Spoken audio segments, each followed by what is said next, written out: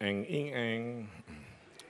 Begini, Jakarta itu masalah utama di semua kota-kota di dunia adalah overpopulation, populasi yang tidak terkendali, Mas Pram, Bang Dul ya.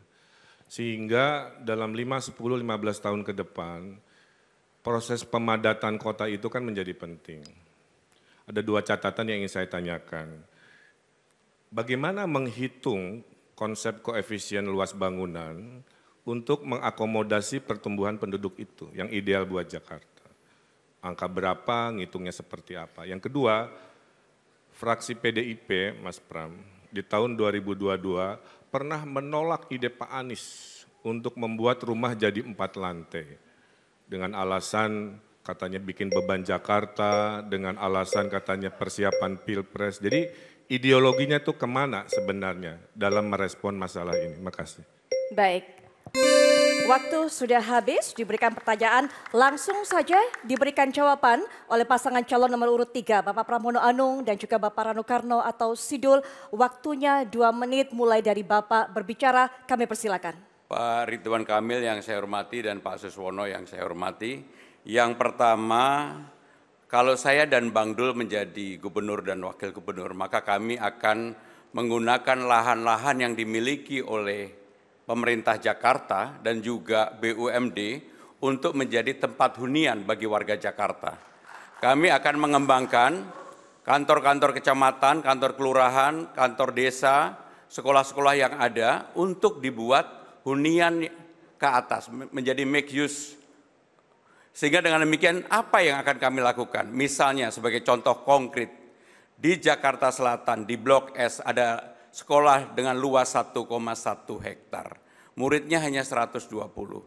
Rata-rata mereka jam 3, jam 4 sudah nggak ada kegiatan. Nah yang seperti itu akan saya gunakan untuk membuat yang pertama, lantai 1, 2, 3, 4, 5 ke bawah menjadi valet parking.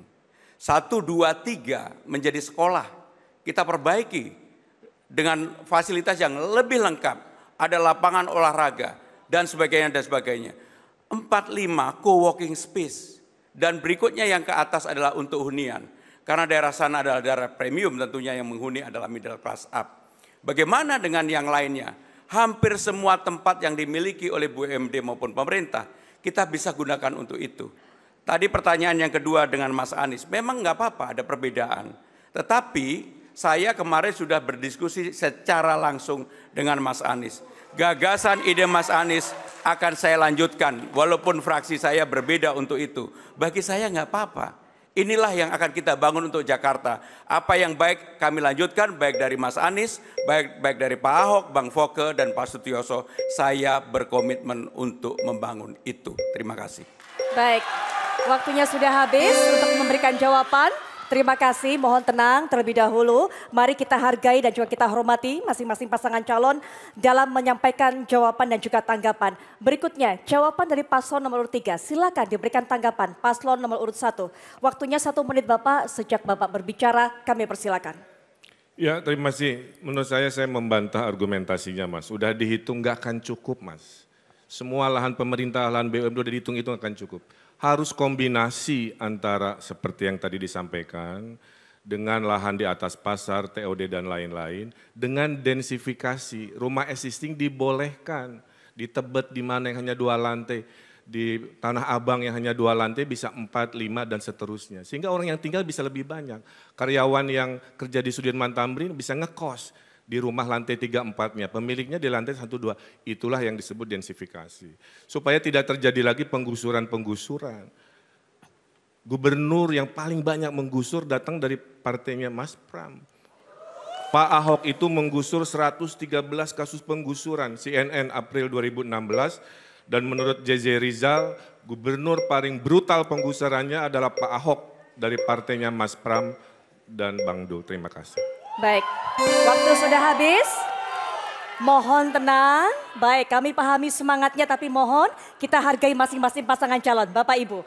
Baik, dan berikutnya tanggapan ini silakan diberikan respon oleh pasangan calon nomor urut 3, Bapak Pramono Anung dan juga Bapak Rano Karno atau Sidul. Waktunya kembali Bapak, hanya 1 menit saja, silakan dimanfaatkan dengan baik. Dimulai sejak Bapak. Mohon maaf, kami tidak akan memulai jika tidak tenang para pendukung. Kita bisa mengeluarkan dari ruangan sekali lagi. Sekali lagi Bapak, kami mendengarkan Ibu. akan mengeluarkan Anda ya. Baik, Bapak Ibu, mari kita tunjukkan Bapak Ibu merupakan pendukung yang baik dengan memberikan kesempatan kepada pasangan calon. Setuju ya? Baik, oke, baik. Silakan Bapak, waktunya 1 menit sejak Bapak berbicara. Kami persilakan. Malam ini saya didampingi oleh Ahoker dan Ana Abbas. Sehingga dengan demikian saya akan menggabungkan, bagi saya tidak mau menjawab itu. Tetapi saya berkomitmen di dalam membangun Jakarta, saya lebih memanusiakan orang-orang yang memang perlu mendapatkan pertolongan. Sehingga dengan demikian catat apa yang menjadi omongan saya. Kalau saya menjadi gubernur, saya tidak melakukan penggusuran. Yang saya lakukan adalah pemberdayaan. Dan itu yang dibutuhkan oleh warga Jakarta. Maka saya fight untuk maju ini setelah melihat persoalan di bawah. Kartu Jakarta Pintar, kartu Jakarta Sehat. Orang banyak sekali, kartu lansia yang harusnya mendapatkan, tidak mendapatkan. Dan itulah yang membuat semangat saya untuk hadir dan tampil menjadi orang yang menyelesaikan persoalan yang ada di bawah, persoalan rakyat Jakarta. Termasuk BUMD pasar tadi, itu kan milik BUMD. Sehingga dan demikian pasti akan kami bangun juga. Terima kasih. Baik, Bapak mohon maaf, waktu sudah habis. Dan Bapak Ibu hadirin sekalian, kita baru saja menyaksikan paslon nomor urut 1 dan 3 saling tanya jawab dan juga memberikan tanggapan. Sekarang kami berikan kesempatan kepada masing-masing pendukung untuk memberikan aplaus dan juga apresiasi.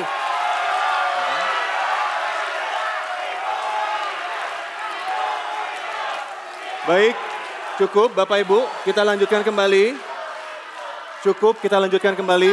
Tolong beri kesempatan kembali untuk pasangan calon untuk bertanya dan juga menjawab serta memberikan tanggapan.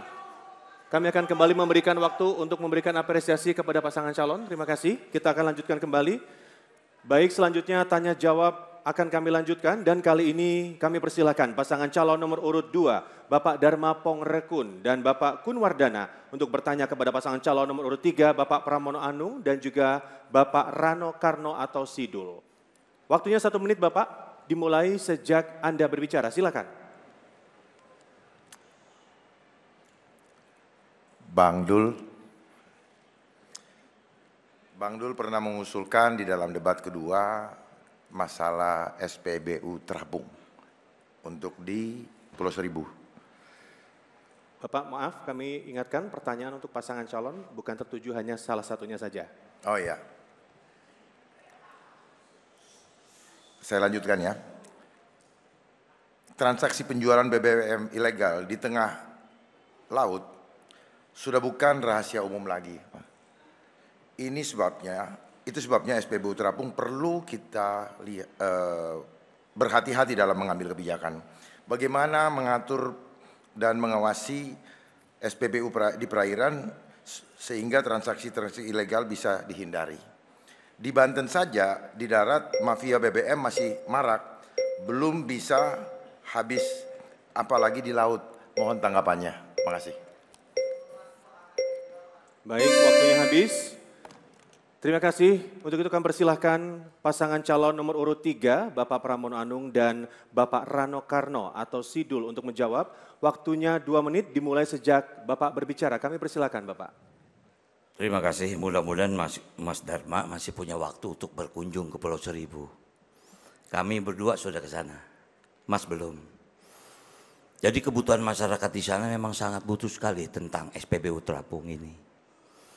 Sebetulnya dulu pernah ada Mas, pernah ada. Cuman memang karena ada pandemi, ada situasi, SPBU terapung itu terpaksa ditutup. Nah inilah yang membuat transportasi laut antar pulau di Pulau Seribu itu menjadi tersendat. Kita melihat beberapa kali kecelakaan kapal yang membawa logistik karena kapasitas nggak muat dipaksakan. Itulah salah satu bukti. Artinya insya Allah Pemda DKI akan menambah armada angkutan untuk ke wilayah sana dan tentu SPBU itu menjadi janji kami.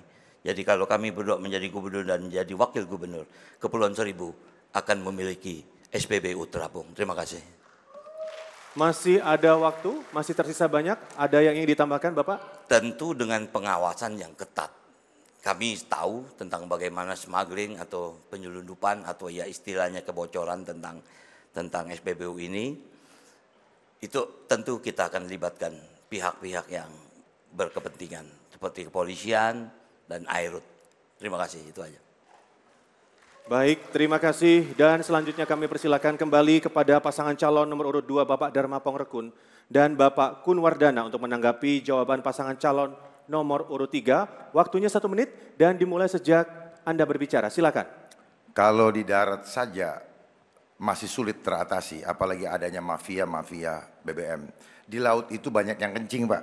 Ya, saya mantan penyidik, saya tahu persis mafia tersebut, ya mafia-mafia tersebut. Nah, sebenarnya ada cara yang lebih arif, yaitu apa? Memanfaatkan rumput laut untuk menjadi biodiesel, sehingga masyarakat di sana bisa menikmati hasilnya. Karena ini lebih hemat 5 kali dari BPM biasa dan bisa dikerjakan secara padat karya.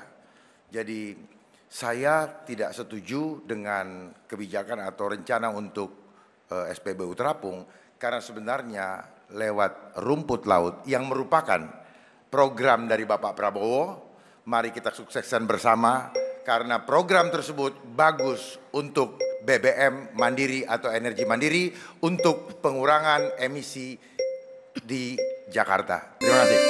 Waktunya sudah habis, tenang kembali. Kita masih akan melanjutkan sesi tanya jawab dan juga menanggapi.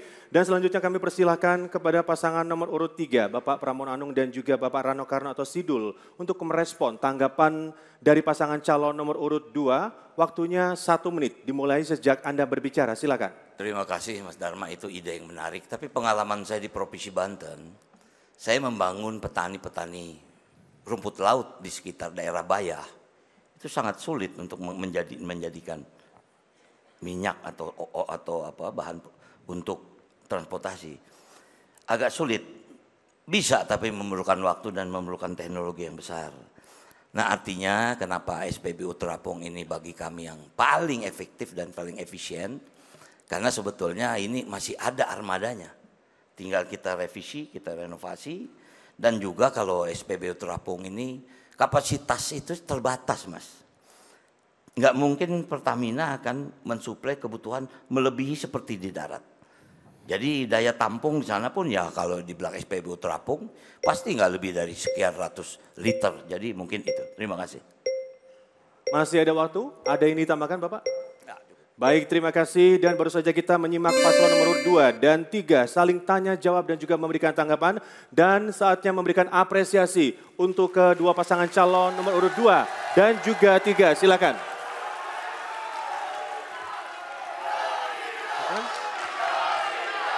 Baik, sudah cukup. Baik, cukup Bapak Ibu. Baik, izinkan. Baik, Bapak mohon untuk duduk kembali. Bapak, kami akan melanjutkan sesi ini. Mohon duduk kembali. Baik, kita akan menuju ke sesi tanya jawab yang terakhir. Yakni pasangan calon nomor urut 2, Bapak Dharma Pongrekun dan Bapak Kunwardana akan memberikan pertanyaan kepada pasangan calon nomor urut 1, Bapak Ridwan Kamil dan Bapak Suswono. Tapi sebelumnya kami ingatkan Bapak bahwa pertanyaan ditujukan kepada pasangan calon, bukan hanya untuk perseorangan ataupun juga salah satu pribadi saja. Baik, waktu untuk memberikan pertanyaan 1 menit dimulai sejak Bapak berbicara, kami persilakan. Kang Emil, Pak Sus. Saya pernah tinggal di Bandung, SMP di Bandung, saya pernah dinas di Bandung dari tahun 88 sampai 93. Saya paham betul Bandung, saya penggemar Cihampelas. Kita ketahui bersama Bapak punya ikon di Bandung adalah teras Cihampelas dengan proyeknya, betul Pak ya?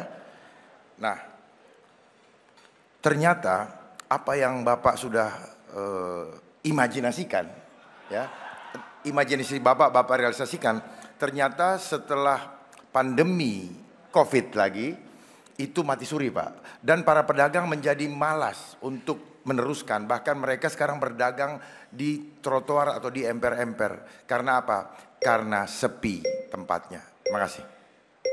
Masih ada sisa waktu Bapak, akan ditambahkan? Ya, bagaimana membuat itu mereka bisa bangkit kembali atau proyek-proyek lain? Baik, waktunya sudah habis untuk memberikan pertanyaan. Langsung saja kami berikan kesempatan kepada pasangan calon nomor urut 1, Bapak Ridwan Kamil, Bapak Suswono memberikan jawaban. Kami berikan waktu 2 menit sejak Bapak berbicara, kami persilakan. Terima kasih, saya senang ditanya itu, kan di viral-viral nggak masalah. Cihamplas itu dulu PKL-nya merangsek ke jalanan aspal. Ya. Pilihannya digusur atau dimuliakan. Saya memilih memuliakan PKL. Saya beri anggaran membangun di atas supaya berdekatan dengan toko. Masalah COVID kita bisa beda pendapat, tapi mempengaruhi ekonomi. Ekonomi turun minus 2%, minus 5%, Bali minus 10%. Pak Dharma punya rumah, terus Pak Dharma pindah oleh pemilik baru, rumahnya nggak diurus. Terus orang-orang bilang, oh ini salah Pak Dharma, rumahnya jadi hancur. Kan nggak begitu. Karena pengganti saya tidak melanjutkan, tidak mempromosikan, sehingga terjadilah apa yang tadi disebutkan. Beda halnya kalau kami membangun, terus gagalnya kami masih saat memimpin. Nah itu kan bisa didebatkan. Tapi kalau mempertanyakan masa lalu padahal ada pengganti yang seharusnya melanjutkan, memelihara, memuliakan PKL, ya itulah kira-kira jawabannya. Maka menurut saya dalam konteks seperti ini baiknya kita tabayun untuk mengatasi persoalan jangan sampai berita-berita fabrikasi ya menjadi kesimpulan. Jadi waktu saya selama wali kota ramai. Jadi poinnya adalah inilah kenapa keberlanjutan ya. Program Pak Anies, Pak saya tolong sampaikan akan kami lanjutkan kalau kami terpilih. Pak Ahok sampai Bang Ali Sadikin. Itulah pentingnya kepemimpinan yang berkelanjutan. Pemimpin itu harus adil. Yang bagus dari masa lalu dipertahankan, KJP dipertahankan, ya kartu-kartu dipertahankan. Tapi yang belum ada izin kami hadirkan. Itulah konsep keberlanjutan yang kadang-kadang tidak ada ya dalam politik di daerah-daerah kita. Terima kasih. Baik, waktunya sudah habis untuk pasangan calon nomor urut 1 untuk memberikan jawaban. Silakan dari jawaban ini ditanggapi oleh pasangan calon nomor urut 2, waktunya 1 menit sejak Bapak berbicara, kami persilakan. Beda waktu Bapak masih wali kota dengan sudah jadi gubernur, Pak. Waktu Bapak jadi wali kota, COVID belum ada, Pak. Pandemi itu terjadi awal tahun 2020. Sebenarnya COVID ini tidak perlu terjadi kalau kita berani menyampaikan kepada pimpinan. Karena COVID inilah yang selama ini saya perjuangkan untuk menolak pandemi lagi. Karena saya tahu semua persoalan inflasi yang terjadi di bangsa ini by design, Pak. Adanya deflasi, terjadi inflasi. Adanya barang-barang import membanjiri, akhirnya apa? Produsen lokal tidak mampu lagi, pajak tinggi, pedagang belanja keluar. Akhirnya apa? Banyak ruang lapangan pekerjaan tidak ada gara-gara pandemi. Kemudian karena produsennya tutup, akhirnya daya beli kurang dan akhirnya pedagang pun tidak ada lagi yang beli. Makanya Tanah Abang juga drop hasilnya. Demikian, terima kasih. Baik, waktunya pas, sudah habis. Mohon tenang, kita berikan hak yang sama untuk pasangan calon lain untuk memberikan pernyataan. Baik, silakan untuk kemudian diberikan respon lagi atas tanggapan ini. Pasangan calon nomor urut 1 tentunya, waktunya 1 menit sejak Bapak berbicara, kami persilakan. Ya, saya tidak akan fokus berdebat tentang COVID, Pak, sudah lewat ya. Misalkan begini, Pak, di zaman Pak Anies misalkan Tanah Abangnya sepi. Terus gubernur selanjutnya tidak mempromosikan, gubernur selanjutnya tidak memuliakan pedagang Tanah Abang. Terus tiba-tiba media atau sekelompok orang menyalahkan Pak Anies. Padahal kan tugas gubernur selanjutnya untuk mencari solusi. Itulah yang disebut keberlanjutan kepemimpinan. Jadi poin saya, silahkan mengulik-ngulik masa lalu, nggak ada masalah. Karena saya bilang, seburuk-buruknya pemimpin adalah pemimpin yang tidak mau ngambil keputusan. Mendingan jadi pemimpin ngambil keputusan keliru diperbaiki daripada diam pencitraan, takut salah, takut dibully, kemudian hanya duduk diam menunggu 5 tahun. Saya kira saya tidak begitu. Mendingan ambil risiko, kadang gagal, kadang berhasil, tapi itu sudah sumpahnya mencari solusi untuk masyarakatnya. Terima kasih. Baik, waktunya sudah habis. Mohon tenang kepada para pendukung. Tentunya kita ucapkan terima kasih untuk seluruh calon gubernur dan juga calon wakil gubernur DKI Jakarta 2024 yang telah melalui sesi ini saling memberikan tanya jawab dan juga tanggapan. Dan boleh berikan apresiasi tentunya untuk masing-masing pasangan calon yang telah melangsungkan sesi tanya jawab. Baik hadirin dan pemirsa, kita akan jeda kembali dan di segmen berikutnya kita akan kembali dengan segmen pernyataan penutup dari ketiga pasangan calon gubernur dan juga calon wakil gubernur. Untuk itu tetaplah di debat ketiga calon gubernur dan calon wakil gubernur DKI Jakarta pemilihan tahun 2024.